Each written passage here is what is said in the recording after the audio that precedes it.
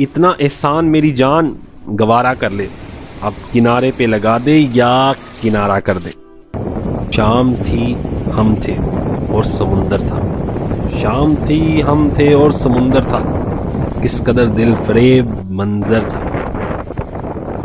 मैंने समुंदर से सीखा है जीने का सलीका, चुपचाप से बहना और अपनी मौज में रहना। वो एक लाइन मुझे है जो हमेशा याद रही, ज़र्फ पैदा कर समुंदर की तरह, वुस्सतें, खामोशियाँ और गहराइयाँ। और अभी हम काफ़ी आगे तक मैं गया हूँ, लेकिन इससे आगे मैं जा नहीं रहा।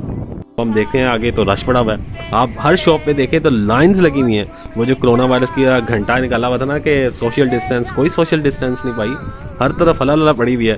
दुनिया तंग आ चुकी थी और इस वजह से निकले हुए सारे।